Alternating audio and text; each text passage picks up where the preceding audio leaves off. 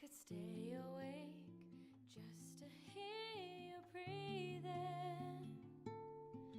Watch you smile while you are sleeping, while you're far away dreaming. I could spend my life in this sweet surrender and just stay here lost in this moment forever. Well, every moment spent with you is a moment I treasure. I don't want to close my eyes, I don't want to fall asleep, 'cause I miss you, babe. I don't want to. Good morning, grasshoppers. We're going to do a very quick study of Ivanchuk's.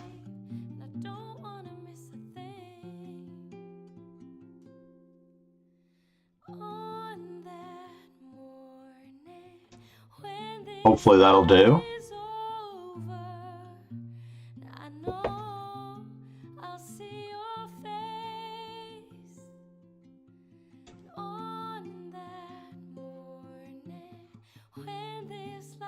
Licha study stream. Let me just fix the display ever so carefully.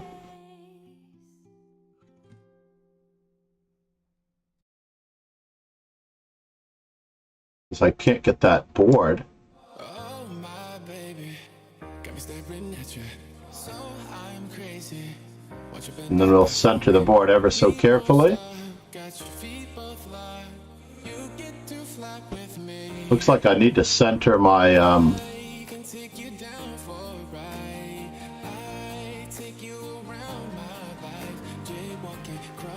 there we go. Now we're in business. So, in this particular encounter between Alexei Shirov, the first of several that we've covered, we covered Shirov versus Ivanchuk in 1994. And then we covered Shirov Ivanchuk in 1996, which is an amazing display. I don't know that we're going to have time for the timer, but we're going to try for it. Again, when the timer goes off,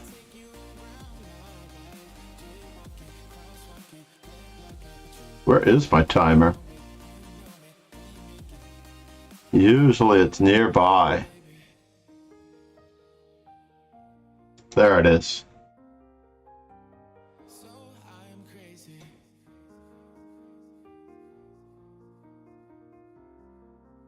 And why isn't the timer showing?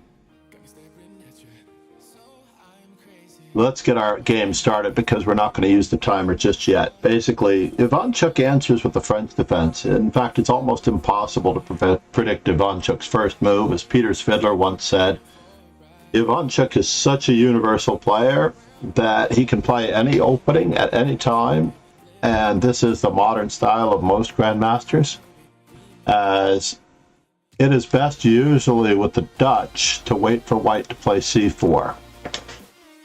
I'm positive that he had a novelty in mind for the French as well, specifically against Shirov.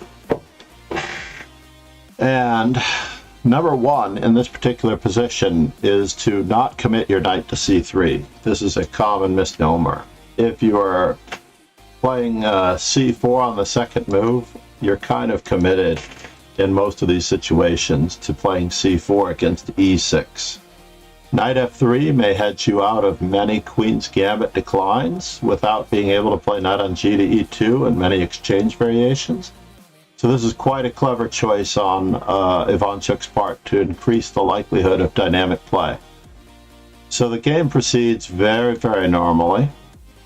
And Ivanchuk even chooses the best next move, c6, to get into the stone wall.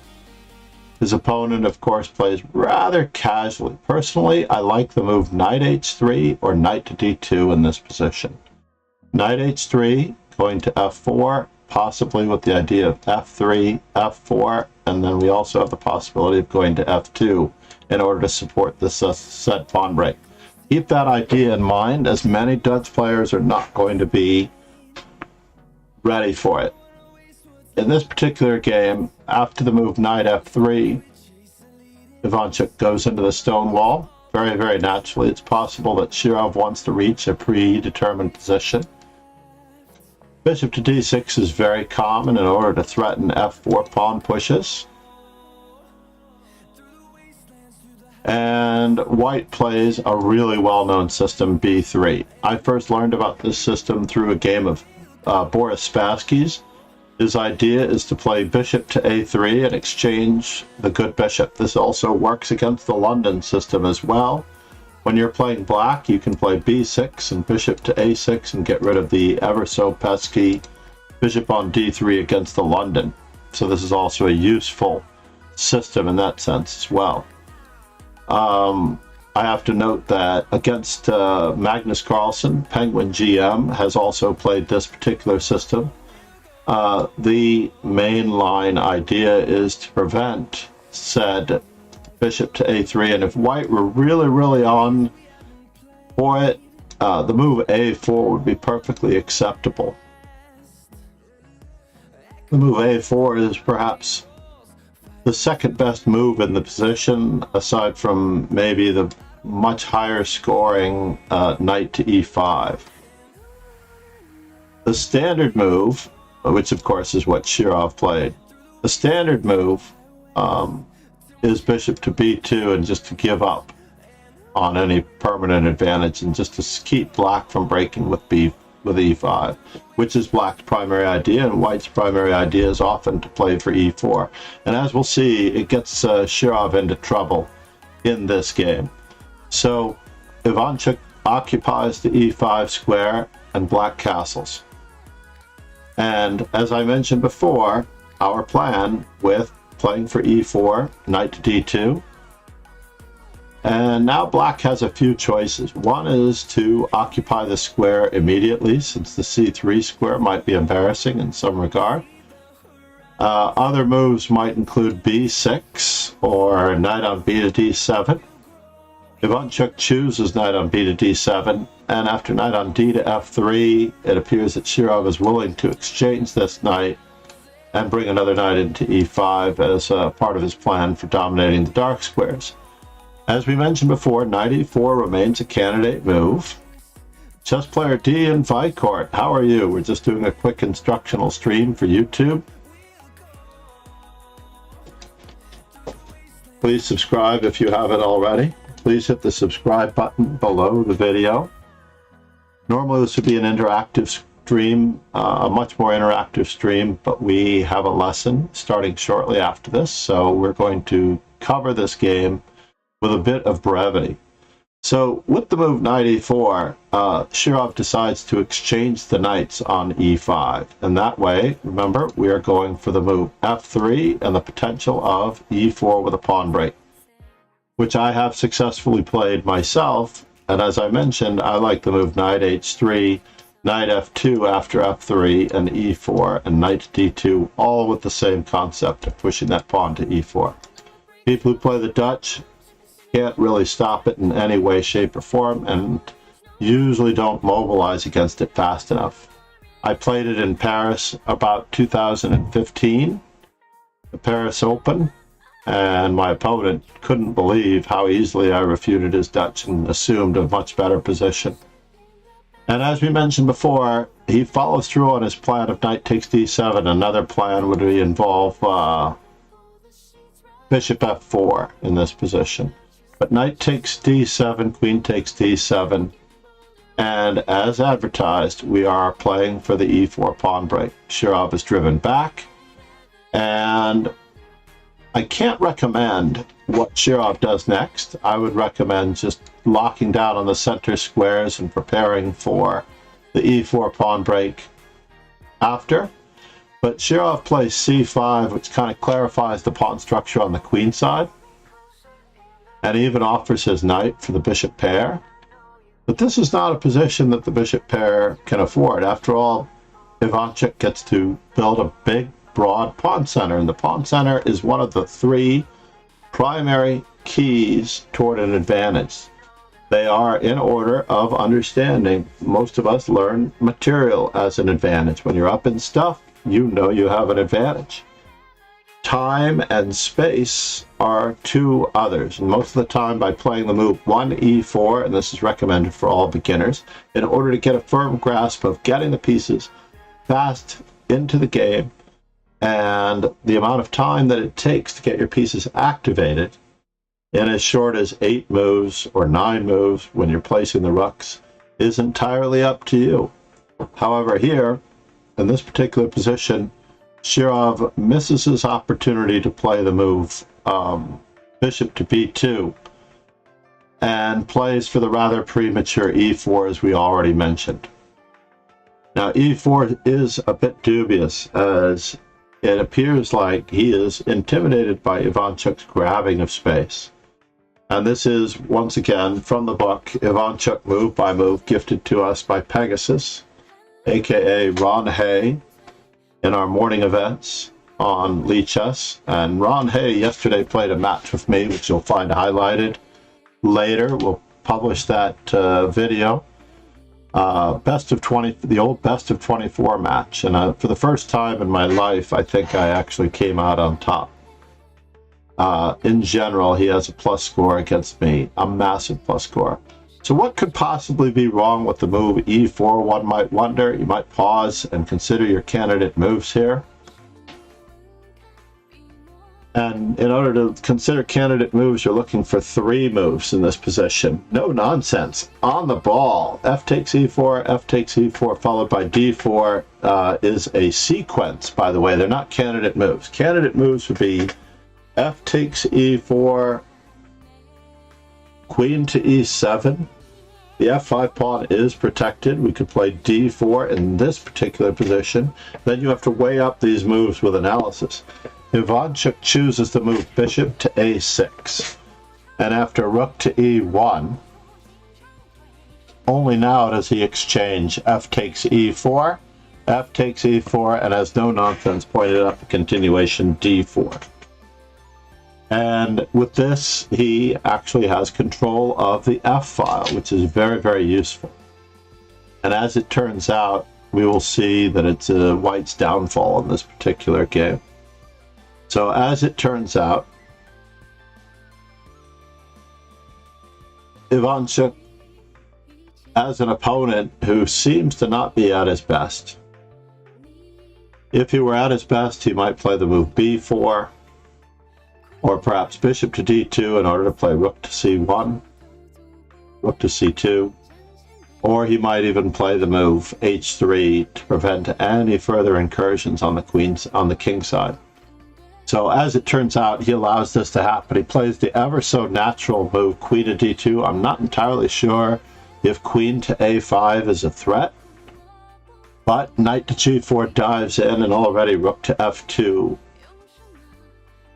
is a serious problem. This was Shirov's idea: bishop to h3, pinning the knight to the queen and allowing queen takes f2 if the rook were to go to f2. So this requires Shirov to decide whether or not to defend it or to continue to activate both rooks behind the d pawn. And he chooses this move, and once again Shirov fails to follow up on his idea: either bishop to b2, completing his development, securing the first rank. That would be a perfectly ordinary move. Or queen to g5, which would probe the weaknesses. And as it turns out, his lackluster move instead, bishop to a3, kind of leaves the bishop doing a bit of nothing. So now that the knight is defended, the queen gets to shift into the f file, and already moves like knight f2, and even if the bishop were to come off of that square, f1, pieces moving to f1 with the help of the bishop might even lead to checkmate. So Shirov is dancing about with his bishop, trying to make it worthwhile. And at this moment, Ivanchuk chooses to activate his final rook. I will throw this in one last time, as the rooks are best placed and quickest placed by the stronger players in every position. So as it turns out, it looks like Shirov's plan is to activate his rook on the other side of the pawn structure. We play bishop a3, bishop to b4, and bishop to a5 in order to reach c7 and possibly d6 and maybe even undermine the base of white's pawn center. Will this work? Well, unfortunately, it's a wee bit slow, as Ivanchuk continues to triple on the file. He is now threatening rook f6 and rook f2. And as we mentioned before, if a rook leaves f1, if a rook leaves the protection of f1, or if the bishop leaves the protection of f1, there are going to be 3 pieces with the help of the bishop aiming at that square. 4 pieces aiming at that square, but 3 pieces with the help of the bishop. Ivanchuk immediately goes for the exchanging of the bishop, hoping for some simplification. But now, unfortunately, it's game over as we look for candidate moves in this position. You might pause for a moment and consider the candidate moves. This would be ideal, as this is your moment to do it. Remember to look for 3 candidate moves. They might consist of the queen invading on the queen side after protecting the bishop with queen to b7. They might consist of exchanging the bishop for the bishop, because all of these moves lead to advantage, by the way. Securing the bishop with bishop to b5, also a possibility. But number one, we don't want to lose any material, and I'm hoping that you found the move, if you haven't already, that he played in the game, which was the strongest move, knight f2. And already there's a threat which Shirov overlooks. He simply takes, this is in the Olympiad, by the way. The Olympiad is a tournament in which you play your best for your teammates. And once again, pause the video and decide for yourselves how you would take advantage of this position. Decide for yourselves how you would take advantage of this position.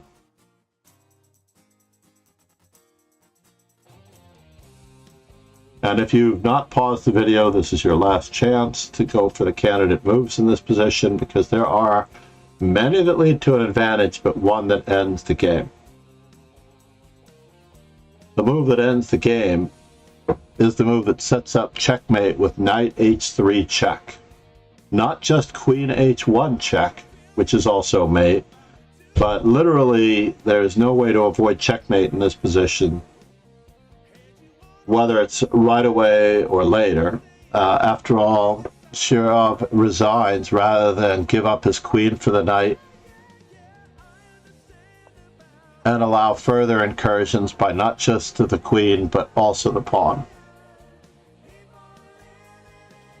Now, putting the king on g1 is relatively key, as we now have the possibility of playing queen to e3 check, and queen takes h4 check. I'm sorry, queen takes e4 check, and if the king tries to attack the h4 pawn, then we have further simplification with rook takes f1, rook takes f1, and queen to g6. And mate in a few moves is being threatened. And that is the end of our game today. Yeah, queen f3, no nonsense. Thank you for being here. This was quite the good game. I appreciate all of you. Namaste.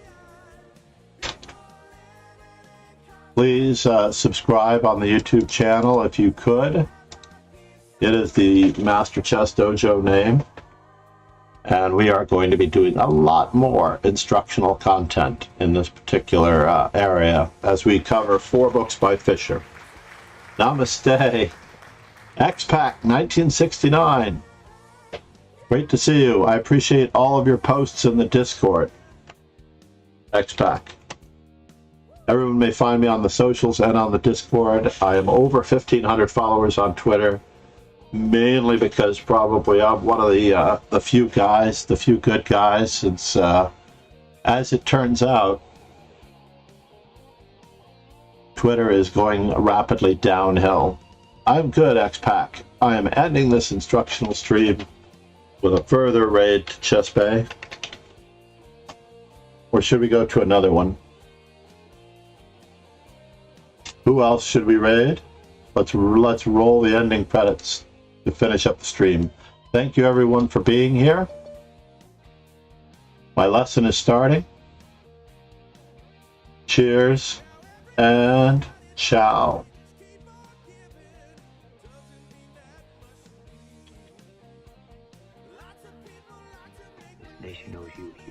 Thank you for the follow, J.M. Walker. Namaste.